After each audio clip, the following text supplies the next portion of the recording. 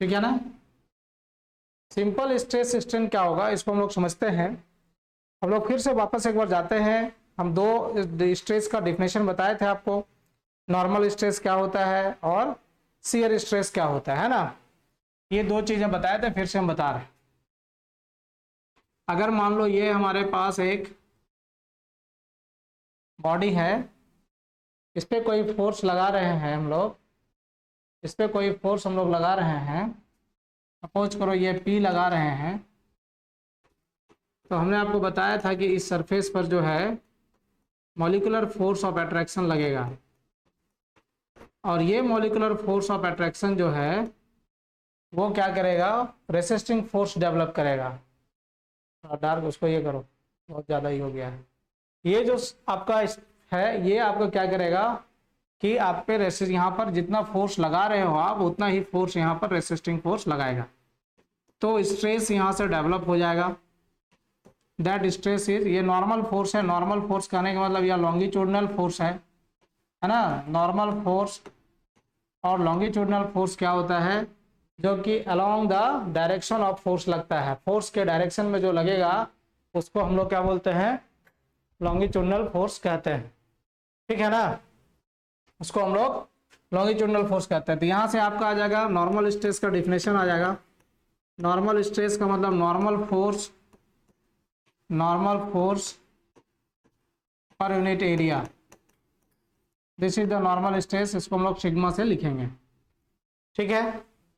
अब देखिए, मान लेते हैं हमारे पास इस तरह का एक सरफेस है और हम लोग फोर्स जो है यहाँ पर लगा रहे हैं, इस सेक्शन पे फोर्स लगा रहे हैं parallel to this surface, parallel to the surface, surface के पैरेलल हम लोग फोर्स लगा रहे हैं, है ना। अब ये जो फोर्स यहाँ जब लगेगा तो ये फिक्स है, यहाँ पर इसको हमने रखा है फिक्स्ड। तो ये फिक्स्ड अगर है तो ये जो पार्टिकल्स है वो सब आगे बढ़ेंगे इस तरह से, और यहाँ एंगल बनाएगा फाई, यहाँ पर भी एंगल बनाएगा फाई। ठीक है। तो ये जो फोर्स यहाँ पर लग रहा है इसके अपोज में रेसिस्टेंट करने के लिए रेसिस्टिंग फोर्स डेवलप होंगे इस तरह से। That resisting force is parallel to the surface, so known as shear force. तो उस तरह के फोर्स को हम लोग शियर फोर्स बोलते हैं। तो यहाँ से ये shear force per unit resisting area अगर हम लोग लिखेंगे तो हम लोगों को यहाँ से डिफिनेशन मिलेगा शियर स्ट्रेस का, शियर स्ट्रेस का। तो शियर स्ट्रेस बराबर क्या मिलेगा, shear force per unit area. So this is known as tau, tau equal to हो जाएगा शियर फोर्स या tangential force per unit area, ये हमारे पास आ जाएगा। इस तरह से दो स्ट्रेस आपको मिलता है, एक नॉर्मल स्ट्रेस और दूसरा जो है वो शियर स्ट्रेस है। तो नॉर्मल स्ट्रेस और शियर स्ट्रेस को हम लोग यहाँ से समझ सकते हैं। शियर स्ट्रेस जब भी डेवलप होगा वो हमेशा एक पेयर में डेवलप होगा, आगे चल के हम बात करेंगे उस पर। ठीक है ना। अगर ये फोर्स आपका खींच रहा है, इधर लग रहा है, तो ये टेंसाइल होगा, मतलब इसको इलोंगेट करने की कोशिश कर रहा है, then this force will be tensile. अगर ये इलोंगेट करने की कोशिश नहीं कर रहा है, अगर मान लो इसको इधर से लगा रहे हैं, ऐसे लगा रहे हैं हम लोग, तो ये कंप्रेसिव फोर्स हो जाएगा। तो नॉर्मल फोर्स जो है आपका वो दो तरीके, नॉर्मल स्ट्रेस जो है वो दो नाम से जाना जाएगा, फोर्स टेंसाइल नॉर्मल स्ट्रेस और दूसरा जाना जाएगा कंप्रेसिव नॉर्मल स्ट्रेस। ठीक है ना। अब इस पे हम लोग कुछ और एनालिसिस करते हैं एक बार जो है। ठीक है, एक बार इसका स्क्रीनशॉट ले लीजिए आप, फिर हम लोग देखते हैं आगे।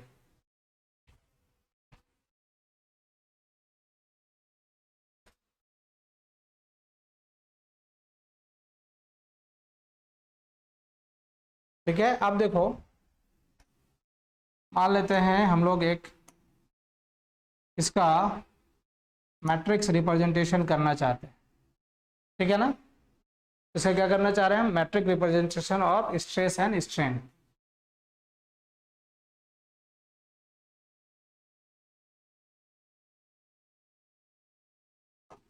ठीक है, मैट्रिक्स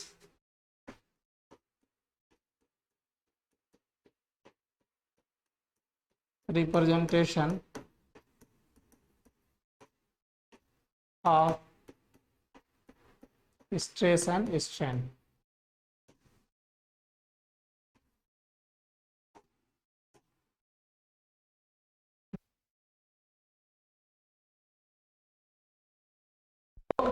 टेंसर क्वांटिटी के नाम से जानते हैं। स्ट्रेस और स्ट्रेन क्या है? टेंसर क्वांटिटी, टेंसर क्वांटिटी, इसीलिए इसको हम लोग टेंसर के नाम से जानते हैं।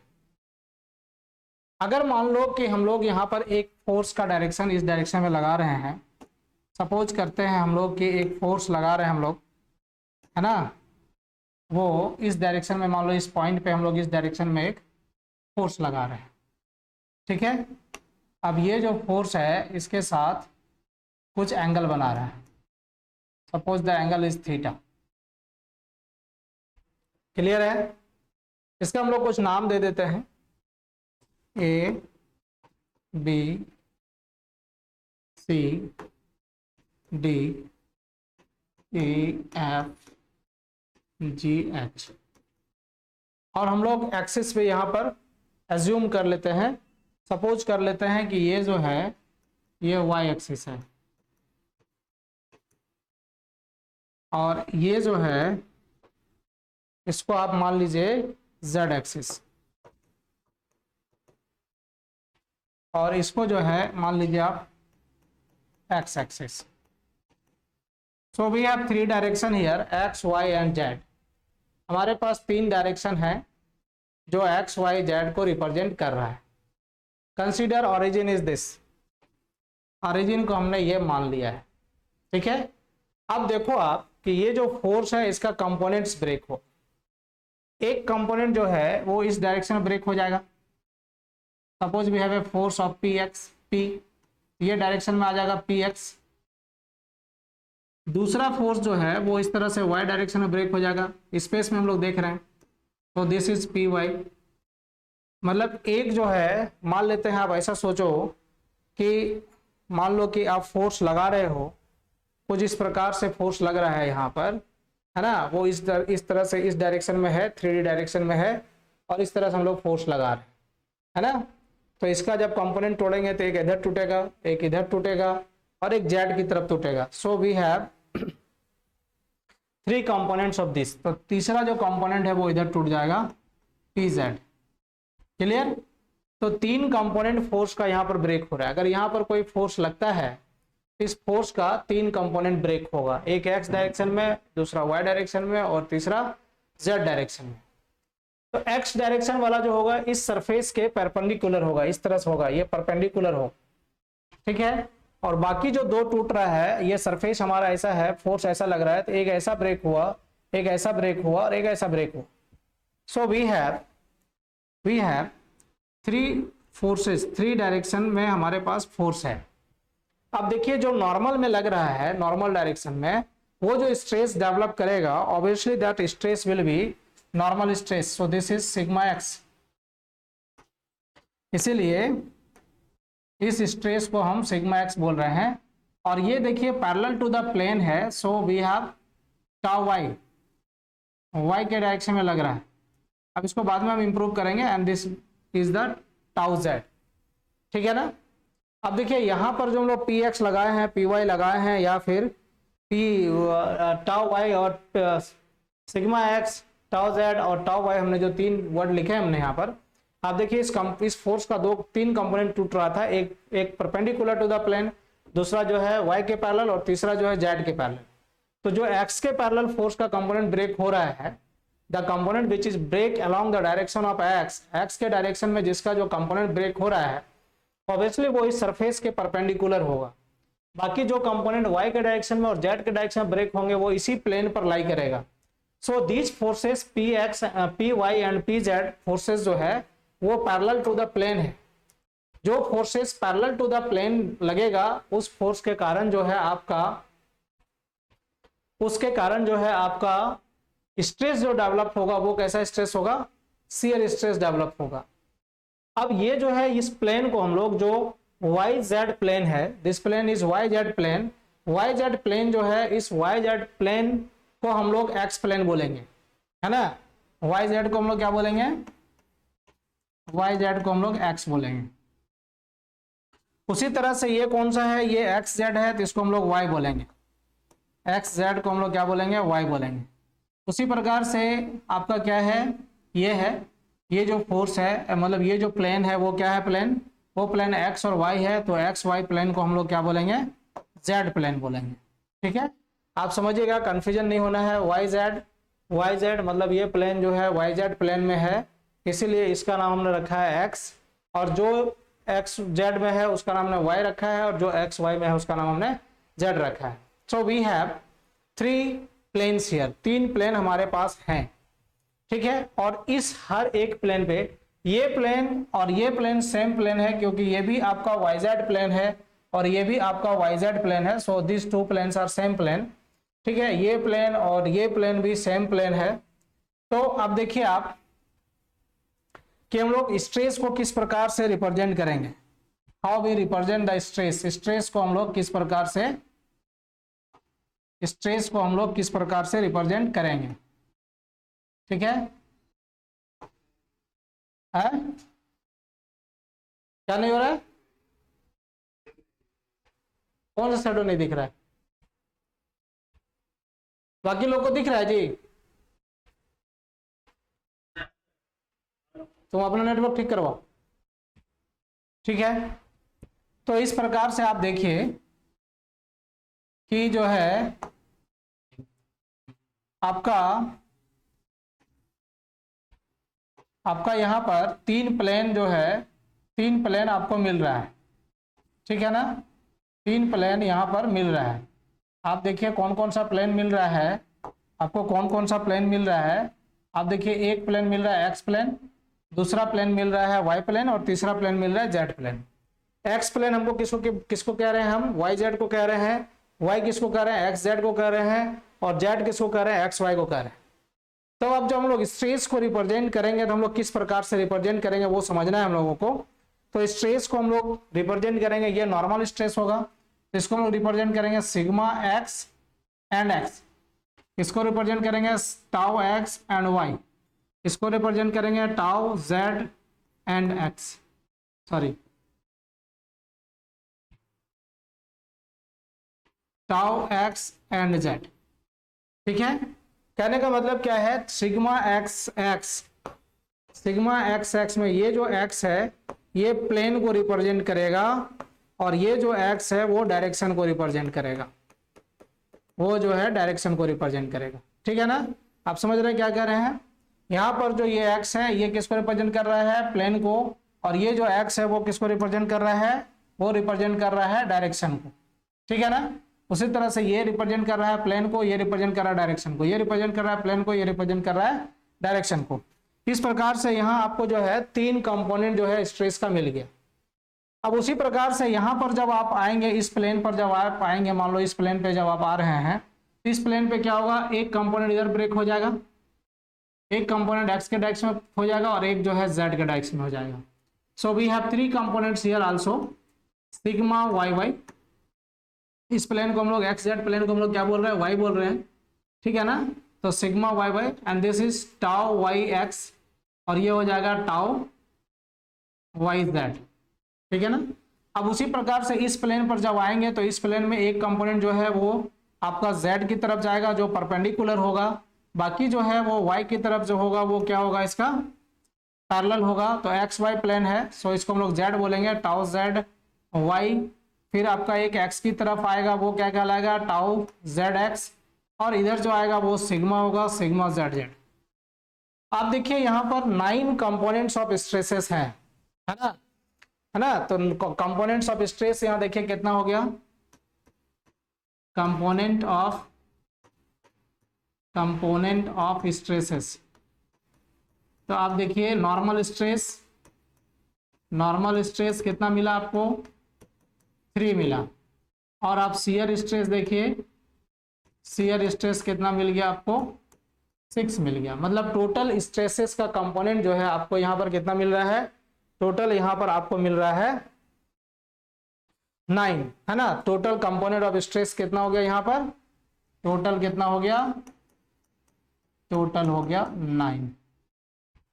अब इसको हम लोग जो है, अब इसको हम लोग लिखना चाहते हैं स्ट्रेस के फॉर्म में। तो how we will write this in the form of stress, इसको स्ट्रेस के फॉर्म में हम लोग कैसे लिखेंगे, है ना। स्ट्रेस के फॉर्म में इसको हम कैसे लिख सकते हैं, तो देखिए इसको जब स्ट्रेस के फॉर्म में आप लिखना चाहेंगे तो स्ट्रेस जो है 3D स्ट्रेस मैट्रिक्स आप कैसे लिखेंगे, 3D स्ट्रेस मैट्रिक्स। इसको लिखने का बहुत सा सिंपल सा तरीका है। क्या सिंपल सा तरीका है वो देखिए, आप लिखिएगा सिग्मा एक्स एक्स, ठीक है, फिर अब यहाँ लिखिएगा सिग्मा वाई वाई और यहाँ लिखिएगा सिग्मा जेड जेड, ठीक है ना।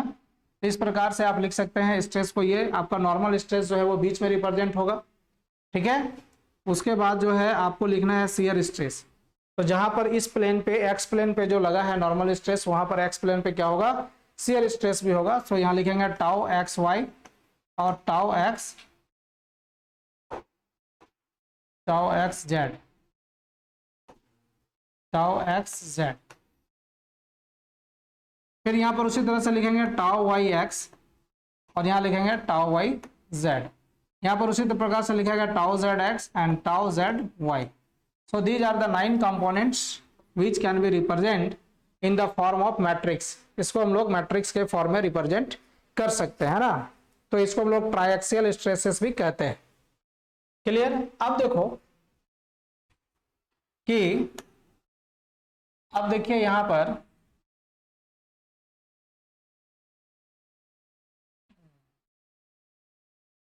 अब देखिए कि यहां पर हम लोग क्या करना चाह रहे हैं कि हम लोग ये देखना चाह रहे हैं कि अब ये रिप्रेजेंट करना सीख गए आप। अब हम लोग ये देखना चाह रहे हैं कि जो हमारा शियर स्ट्रेस है ना, जो शियर स्ट्रेस है दो अलग अलग डायरेक्शन में, जैसे यहाँ टाउ एक्स जेड है, टाउ वाई एक्स है, उसी तरह से यहाँ पर एक जगह और मिला है टाउ वाई एक्स और यहाँ मिला है टाउ एक्स वाई। तो हम किसी एक पॉइंट के अबाउट जो है मोमेंट लेना चाहते हैं, है ना। तो हम कोई एक मोमेंट पॉइंट ले लेते हैं, मान लो पॉइंट ए ले लिया हमने, ठीक है। तो taking moment about A, point A के अबाउट हम लोग जो है मोमेंट लेना चाह रहे हैं। तो ए के अबाउट मोमेंट लेंगे तो इसका कुछ आप मान लीजिए लेंथ मान लीजिए। तो ए के अबाउट मोमेंट लेना चाह रहे हैं हम, किसका मोमेंट लेना चाह रहे हैं, वाई एक्स और जेड एक्स का, ठीक है ना। शियर स्ट्रेस का लेना चाह रहे हैं, ठीक है। आप सारा स्ट्रेस का ले लीजिए, आपको जो है क्या मिलेगा, सेम मिलेगा।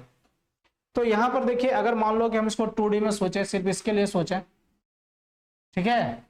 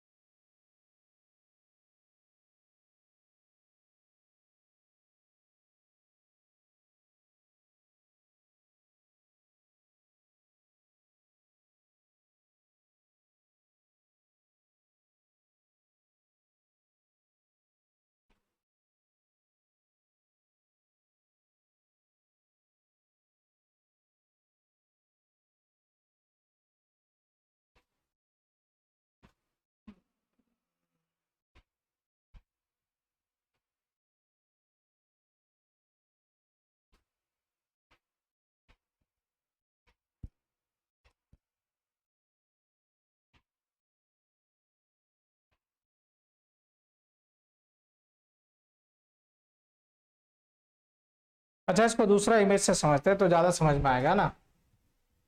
इसको हम लोग दूसरा इमेज से समझते हैं तो ज्यादा समझ में आएगा।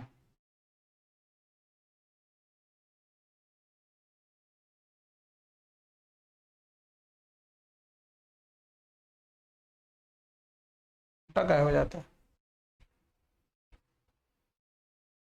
हाँ छोटा बड़ा हो जाता है। मान लो कि एक दूसरा हम लोग एक बॉडी ले लिए, सपोज करो ये हमने एक बॉडी ले लिया ए बी सी डी, है ना, ये हमने एक बॉडी ले लिया यहाँ पर।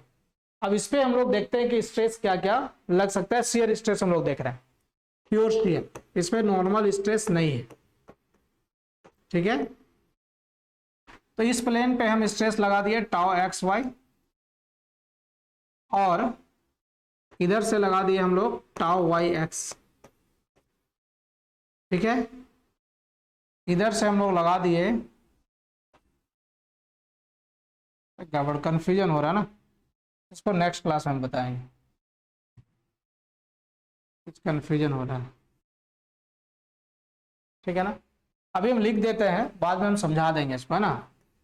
देखिए टाउ एक्स वाई और टाउ वाई एक्स जो होगा, इसको हम प्रूव करना चाह रहे थे कि टाउ एक्स वाई जो है टाउ वाई एक्स के बराबर होता है। उसी प्रकार से टाउ वाई जेड जो होगा वो टाउ जेड के बराबर होगा। तो अगर हम लोग ये कर लेते हैं, अगर ये हमें आता है, ये पता है हम लोगों को, एक्चुअली क्या होता है, शियर जब भी होता है वो हमेशा एक कंप्लीमेंट में होता है, मतलब वो हमेशा एक दूसरे के कंप्लीमेंट में डेवलप होता है, ठीक है ना। तो अगर ये हमको पता है, तब फिर ये जो शियर स्ट्रेस जो हमने लिखा है यहाँ पर, स्ट्रेस जो लिखा है स्ट्रेस मैट्रिक्स, ये बहुत छोटा हो जाएगा हमारा, ये इसमें सिर्फ 6 कंपोनेंट बचेंगे। इसको हम लोग टाउ एक्स वाई लिख सकते हैं, इसको टाउ एक्स जेड लिख सकते हैं, इसको हम लोग टाउ एक्स वाई लिख सकते हैं, इसको हम लोग टाउ एक्स जेड लिख सकते हैं, ये सिग्मा वाई वाई है, और ये हम लोग टाउ वाई जेड लिख सकते हैं। फिर इसको हम लोग क्या लिख सकते हैं, टाउ वाई जेड लिख सकते हैं, और ये हम लोग सिग्मा जेड जेड लिख सकते हैं। इस प्रकार से जो स्ट्रेस है आपका, ये स्ट्रेस आपका छोटा हो जाएगा, और इसमें सिर्फ 6 कंपोनेंट बचेगा। इसके पहले जो हम लोग देख रहे थे उसमें कितना कंपोनेंट था टोटल, उसमें टोटल कंपोनेंट जो था वो आपके पास 9 था। लेकिन जब अगर ये हम लोग प्रूव कर लेते हैं कि टाउ एक्स वाई जो है टाउ वाई एक्स के बराबर होता है, हमारे पास जो कंपोनेंट बचेगा सिर्फ 6 कंपोनेंट्स ही बचेगा यहाँ पर, है ना। इस पे और बात करेंगे। स्क्रीनशॉट इसके पहले वाला कर लिया था कि नहीं, चलो ले लो।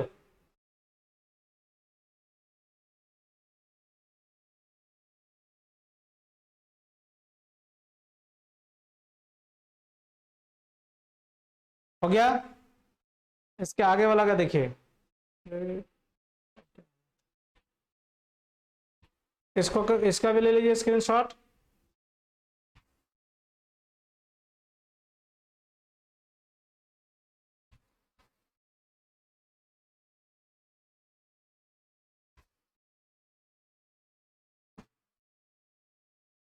ठीक है, अब हम लोग आगे बढ़ते हैं।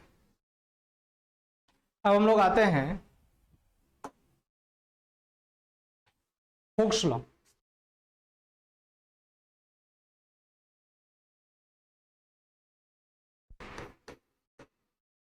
हुक्स लॉ, हुक्स लॉ क्या कहता है, हुक्स लॉ कहता है कि स्ट्रेस जो है वो डायरेक्टली प्रोपोर्शनल टू स्ट्रेन होता है ना। हुक्स लॉ क्या कहता है, हुक्स लॉ कहता है stress is directly proportional to strain. Stress directly proportional to strain होता है, लेकिन कहां तक, तो ये प्रोपोर्शनलिटी लिमिट तक ही होता है ना? तो it states that the stress is directly proportional to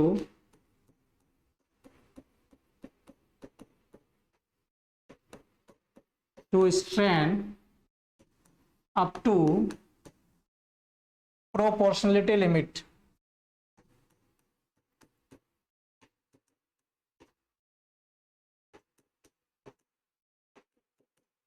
proportionality limit तक आपका जो स्ट्रेस है वो स्ट्रेन के डायरेक्टली प्रोपोर्शनल होता है ना।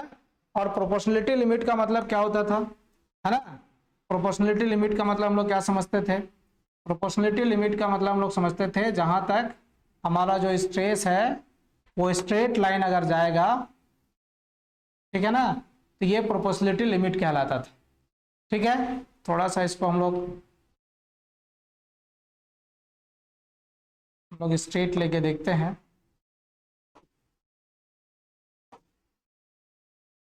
ये कुछ इस तरह से झुका हुआ रहता था, इतना ज़्यादा स्ट्रेन की तरफ झुकता नहीं है। ये स्ट्रेन है और ये स्ट्रेस है। तो आप देखे थे कि प्रोपोर्शनलिटी लिमिट तक ये स्ट्रेट लाइन होता था, मतलब ये लिनियर होता था, और उसके बाद जो धीरे धीरे ये कर्व में बदलना शुरू हो जाता था। तो we have two options here कि इलास्टिक लिमिट जो था वो इलास्टिक लिमिट जो है प्रोपोर्शनल लिमिट के ऊपर रहता था, है ना। इलास्टिक लिमिट जो है प्रोपोर्शनल लिमिट के बाद आता था। हमने बताया था माइल्ड स्टील के केस में कि ये प्रोपोर्शनलिटी लिमिट और इलास्टिक लिमिट जो है ये दोनों जो है लगभग सेम ही पॉइंट पे होता था, सेम पॉइंट पे आता था। लेकिन अगर माइल्ड स्टील नहीं है हमारा तो ये जो है आपका प्रोपोर्शनलिटी लिमिट इलास्टिक लिमिट से थोड़ा नीचे होगा। अगर आपको क्वेश्चन पूछता है क्या क्वेश्चन पूछता है, अगर क्वेश्चन ये पूछा जाता है कि Hooke's law is applicable up to, तो अगर आपके पास ऑप्शंस होते हैं प्रोपोर्शनलिटी लिमिट का भी और ऑप्शंस होता है इलास्टिक लिमिट का भी, तो आपको हमेशा इस बात का ध्यान रखना चाहिए कि आपका आंसर जो है प्रोपोर्शनलिटी लिमिट जो है मोस्ट एक्यूरेट आंसर है, इसलिए ये आंसर सही होगा। लेकिन अगर कहीं पर प्रोपोर्शनलिटी लिमिट नहीं है, मान लो एक क्वेश्चन हमारे पास है कि हुक्स लॉ इज एप्लीकेबल या हुक्स लॉ इज वैलिड, कहाँ तक, तो पहला मान लो अप टू इलास्टिक लिमिट, तो अप टू इलास्टिक लिमिट। दूसरा मान लो ऑप्शन है अप टू प्रोपोर्शनलिटी लिमिट,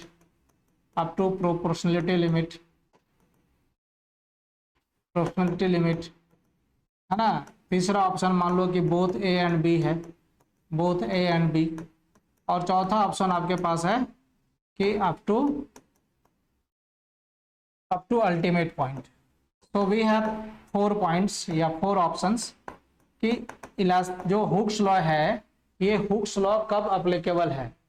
तो हुक्स लॉ जो है अप्लीकेबल कब है या वैलिड कब तक है, इसका आंसर अगर हम लोगों को देना पड़ेगा हम लोग क्या देख सकते हैं। तो हुक्स लॉ इज वैलिड, तो आपको हमेशा ध्यान रखना है, हम लोग जब पढ़ते हैं तो बार बार हम लोग इलास्टिसिटी का बात करते हैं, बार बार हम लोग इलास्टिक मटेरियल का बात करते हैं, इस वजह से बार बार हम लोग इलास्टिक पॉइंट का बात करते हैं। तो ये हमारे दिमाग में हमेशा आता है कि Hooke's law is applicable up to elastic limit, but this is not the correct answer. Correct answer is up to proportionality limit, not elastic limit. But अगर आपके क्वेश्चन में प्रोपोर्शनलिटी लिमिट है ही नहीं, तब उस केस में इलास्टिक लिमिट भी सही आंसर हो जाएगा। लेकिन अगर आपके क्वेश्चंस में प्रोपोर्शनलिटी लिमिट है ऑप्शन में, तो हमेशा आपको ये सोचना है कि हुक्स लॉ जो है सिर्फ प्रोपोर्शनलिटी लिमिट तक ही सही होगा, ठीक है ना। जहां तक स्ट्रेट लाइन होगा वहीं तक ये सही होगा, ठीक है। तो कहने का मतलब क्या हो गया, stress is directly proportional to strain, ये आपके पास मिल गया यहाँ से हुक्स लॉ से। लेकिन कब तक, प्रोपोर्शनलिटी लिमिट तक। तो इस स्ट्रेस इस प्रोपोर्शन को हटाएंगे तो एक कांस्टेंट यहाँ से आ जाएगा, कांस्टेंट इज ई, है ना।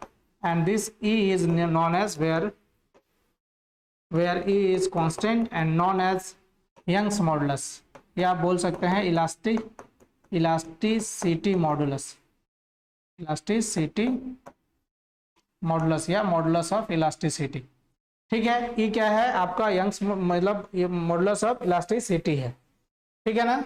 तो यहाँ से ई अगर आप निकालेंगे, ई बराबर क्या आ जाएगा, स्ट्रेस बाय स्ट्रेन आ जाएगा। सो इसका यूनिट का जब बात करेंगे आप, what is the unit of modulus of elasticity, है ना, या फिर इसको मॉडुलस ऑफ इलास्टिसिटी भी आप बोल सकते हैं, मॉडुलस ऑफ इलास्टिसिटी भी आप बोल सकते हैं। तो यहाँ से मॉडुलस ऑफ इलास्टिसिटी बराबर क्या मिल गया, स्ट्रेस बाय स्ट्रेन मिल गया, है ना। और स्ट्रेस का यूनिट क्या होता है, newton per metre square, this is the SI unit, and strain is unitless quantity, so SI unit is newton per metre square. कहीं कहीं ये क्या, newton per metre square is what, pascal, ये क्या हो गया, पास्कल हो गया। इसको कहीं हम लोग ऐसा भी लिख सकते हैं, न्यूटन पर एमएम स्क्वायर, इसको जब आप न्यूटन मीटर स्क्वायर में बदलेंगे तो आपका आ जाएगा ये मेगा पास्कल, ठीक है ना। So this is represented MPa, newton per millimetre square is represented as MPa. उसी तरह से कहीं कहीं लिखा रहेगा 1 giga pascal equal to 10⁻³ mega pascal. So these are the units of modulus of elasticity. ये हुक्स लॉ था। हुक्स लॉ के कुछ एजम्पशंस हैं, उस एजम्पशंस को हम लोग पहले लिख लेते हैं। एक बार आप स्क्रीनशॉट ले लीजिए इसका।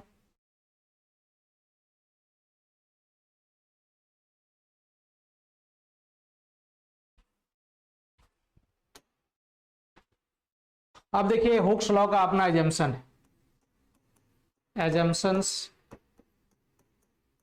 Assumptions of Hooke's law. Hooks law के अपने एजम्पशंस हैं। पहला एजम्पशन कहता है कि मटेरियल जो है आपका क्या होना चाहिए, होमोजेनियस होना चाहिए, है ना। मटेरियल शुड बी होमोजेनियस, ये मैंने पहला क्लास में बताया था। Material should be homogeneous, material जो है वो होमोजेनियस होना चाहिए, फर्स्ट एजम्पशन। सेकेंड एजम्पशन कहता है material should be isotropic, material should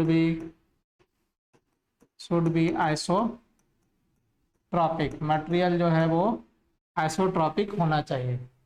third कहता है material should be elastic, material should be elastic, material जो है वो इलास्टिक भी होना चाहिए। और एक इंपॉर्टेंट पोर्शन जो कि इसके एजम्पशन में नहीं है ना, hooks law is applicable up to proportionality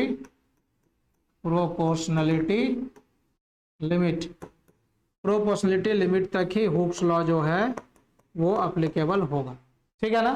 तो these are the assumptions। Isotropic क्या होता है, होमोजेनियस क्या होता है, ऑर्थोट्रॉपिक क्या होता है ना, एन आइसोट्रॉपिक क्या होता है, वो सारी बातें हमने आपको पहला ही क्लास में बता दिया था, ठीक है। एक बार आप इसका स्क्रीनशॉट लें।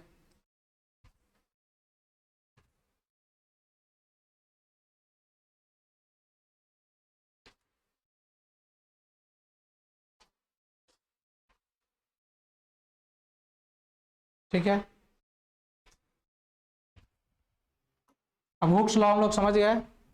अब हम लोग क्या करते हैं, हुक्स लॉ तो समझ गए, अब हुक्स लॉ में हम लोग डिफॉर्मेशन देखते हैं कि डिफॉर्मेशन क्या होगा, है ना।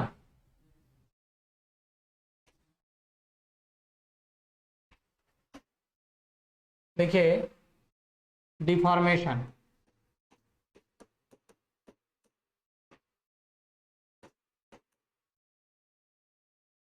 डिफॉर्मेशन ऑफ ए बॉडी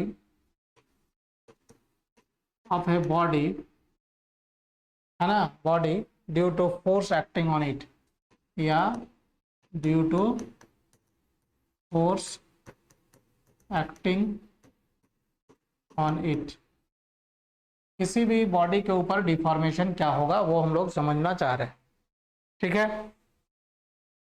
तो व्हाट इज डिफॉर्मेशन, तो मान लेते हैं हमारे पास एक बॉडी है, ठीक है ना, बॉडी है,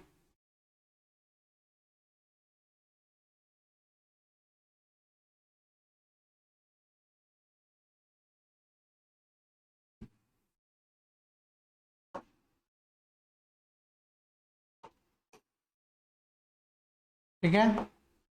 मान लेते हैं हमारे पास एक बॉडी है इस तरह से, इस पे फोर्स लगा रहे हैं हम लोग P,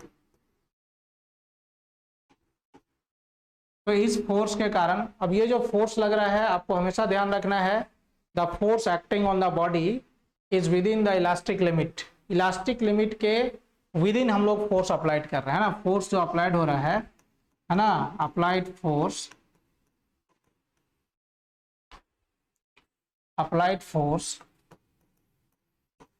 is with in the elastic limit. जो भी बातें हम लोग करेंगे यहाँ पर इलास्टिक लिमिट के अंदर बात करेंगे, जब भी हम लोग सिंपल स्ट्रेस स्ट्रेन का बात करेंगे हमारा जो बात होगा वो with in the elastic limit होगा, हम लोग इलास्टिक लिमिट के बाहर जाके बात नहीं करेंगे। तो यहाँ पर मान लो एक फोर्स हमने लगा रखा है, इस फोर्स के कारण क्या होगा, स्ट्रेन डेवलप होगा, है ना। Let P equal to applied force, applied force. This is the cross section area A, cross section area. तो स्ट्रेस क्या डेवलप होगा, स्ट्रेस इक्वल टू हो जाएगा P by A, stress will be develop P by A. ठीक है, ये stress develop होगा। और स्ट्रेन क्या डेवलप होगा, अगर हम लोग स्ट्रेन निकालना चाहें तो स्ट्रेन बराबर क्या हो जाएगा, स्ट्रेन बराबर हम लोग लिख सकते हैं, अगर मान लो इस फोर्स के कारण इसमें कुछ इलोंगेशन हो गया, कुछ डिस्टेंस तक ये इलोंगेट कर गया, suppose the elongation is delta L, तो strain can be written as delta L by L. और हम लोग जानते हैं modulus of elasticity E equal to क्या, अभी भी निकाले थे हम लोग, stress by strain, stress by strain, इसको हम लोग एप्सिलॉन से लिखेंगे। So this stress by strain means sigma by epsilon, so epsilon can be written here sigma by E. So epsilon को हम लोग जो है मतलब स्ट्रेन को हम लोग ऐसा लिख सकते हैं। ठीक है, और स्ट्रेन बराबर क्या हो गया, स्ट्रेन बराबर हो गया आपका delta L by L. So delta L by L equal to sigma by E, and sigma is what, P by A, and this is E, therefore deformation delta L is the deformation, तो deformation बराबर क्या हो गया P by A into L। इस प्रकार से हम लोग जो है डिफॉर्मेशन को फाइंड आउट कर सकते हैं, है ना, इस प्रकार से हम लोग डिफॉर्मेशन जो है फाइंड आउट कर सकते हैं। ये जो फार्मूला होगा जो हमने डिफॉर्मेशन यहाँ लगाया है, ये हमने यहाँ पर टेंसाइल फोर्स लगाए थे, ये टेंसाइल फोर्स हमने यहाँ लगाया है। ये जो फार्मूला होगा वो कंप्रेसिव फोर्स के लिए भी सही होगा। ये जो फार्मूला होगा अप्लीकेबल आल्सो फॉर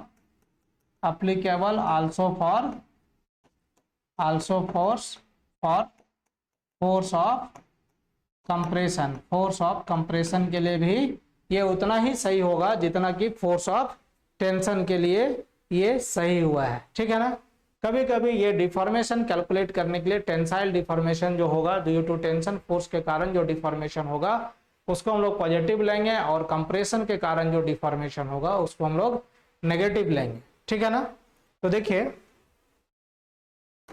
यहाँ पर हम लोग इस पे बेस्ड एक क्वेश्चन देखते हैं। ठीक है ना,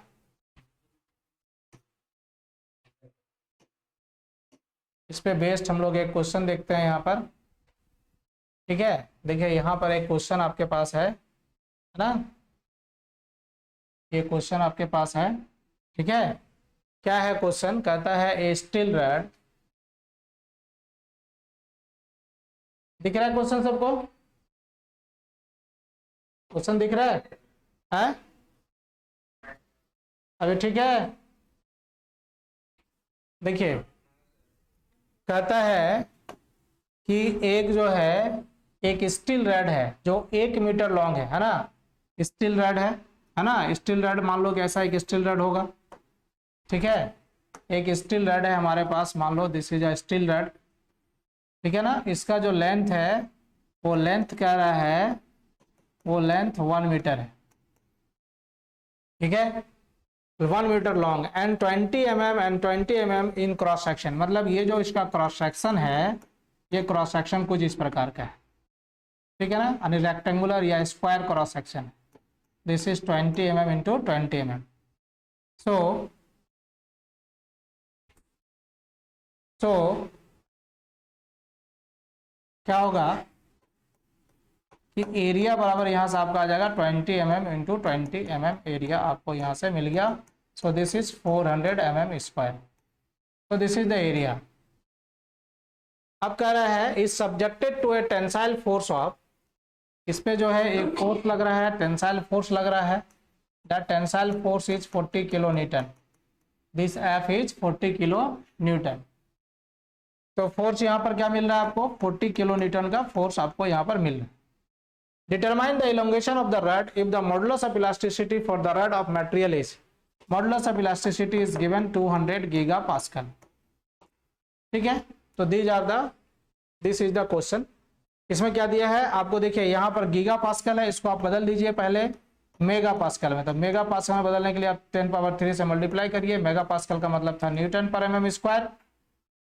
अब यहाँ देखिए फोर्स जो है मॉडुलस ऑफ इलास्टिसिटी जो लिखा हुआ है, इस मॉडुलस ऑफ इलास्टिसिटी में फोर्स क्या लिखा हुआ है, न्यूटन में लिखा हुआ है। So change this force into Newton at first, तो ये न्यूटन में आ गया।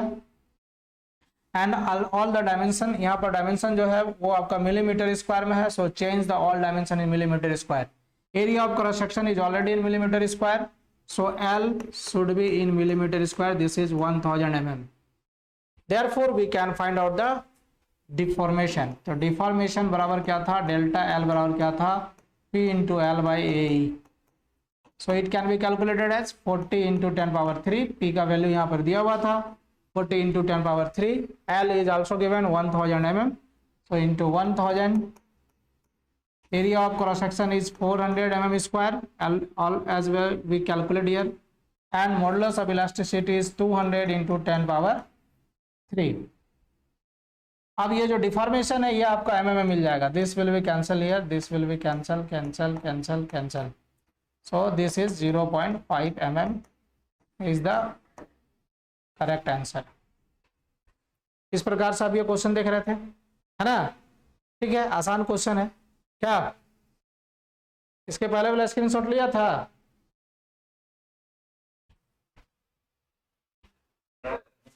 इसके पहले ले लिया था? लो,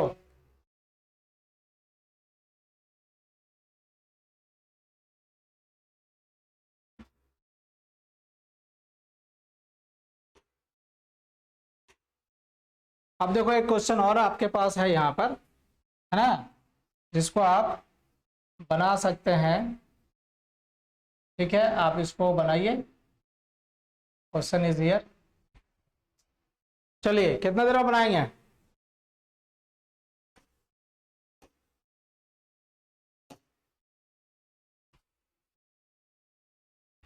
चलो 1 मिनट का समय दिए ना.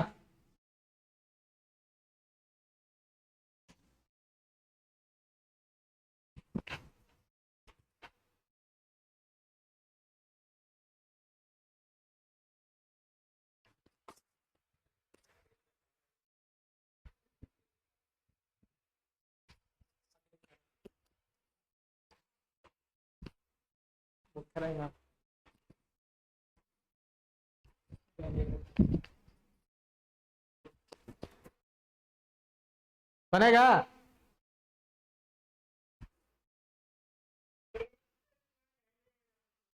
1 मिनट बहुत टाइम है, जल्दी करो.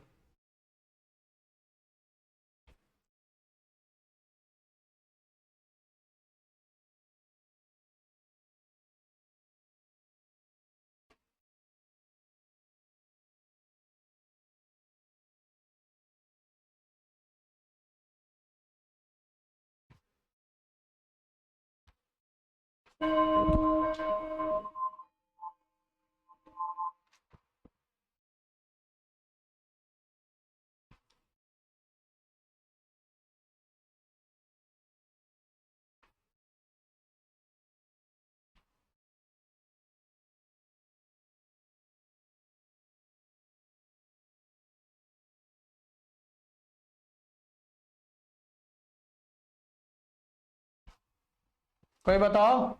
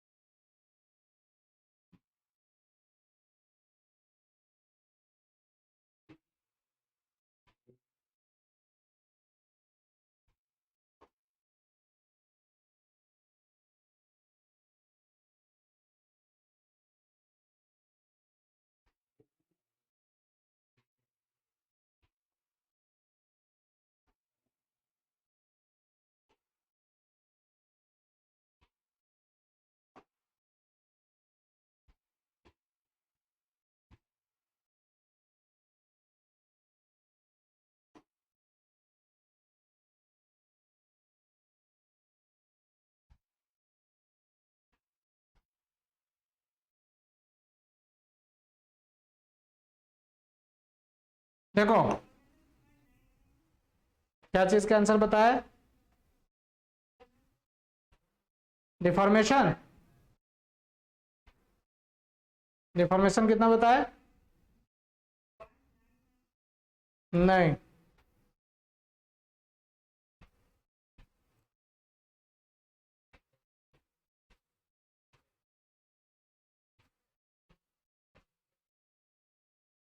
देखो देखो एक 2 metre long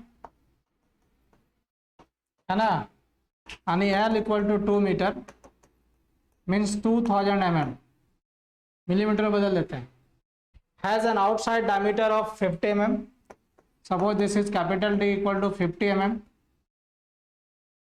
50 mm, and inside diameter small d equal to 30 mm.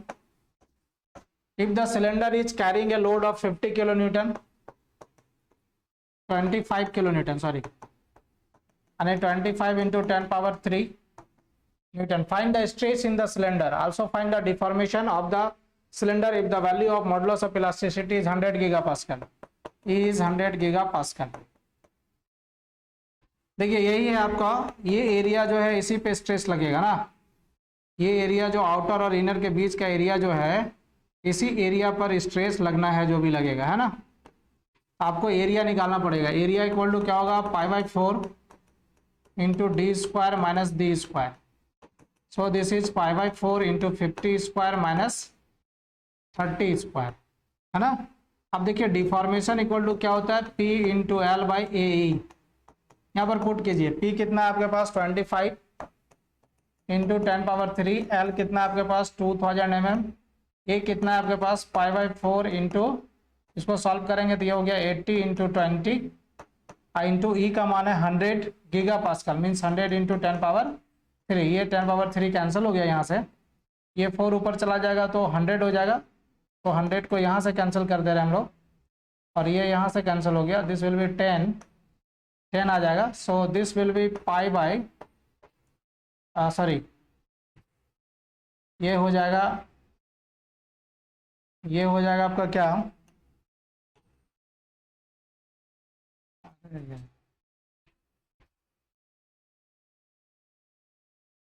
क्या हो जाता है?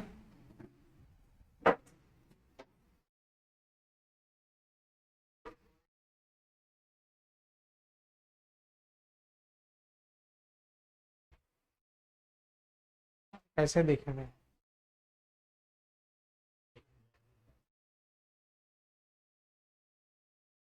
क्या करना था, अभी थोड़ा सा हमको चलाने नहीं आता है, हैंडी नहीं हुआ अभी, कुछ कुछ हो जाता है इधर से उधर, है ना। तो ये समझ में आ गया। इसी तरह से डिफॉर्मेशन का बहुत सारा क्वेश्चन तुम लोग बनाओ, कल हम इसमें प्रिंसिपल ऑफ सुपरपोजिशन बताएंगे, है ना। प्रिंसिपल ऑफ सुपरपोजिशन पे बात करेंगे। इसका आंसर था 0.4 mm, है ना। इसका आंसर जो है वो कितना था, 0.4 mm आ गया तो हम बता ही देते हैं, ठीक है, ऑफ कर दो। देखिए ये कितना बच जाएगा यहाँ पर, क्या होता है पता नहीं, देखो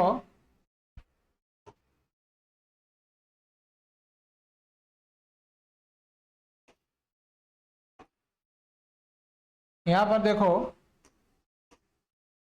ये क्या हो जाएगा, ये कट गया था, ऊपर बच गया 10/8 पाई, है ना। अभी कुछ लगता है काटने में गड़बड़ी हो गया क्या,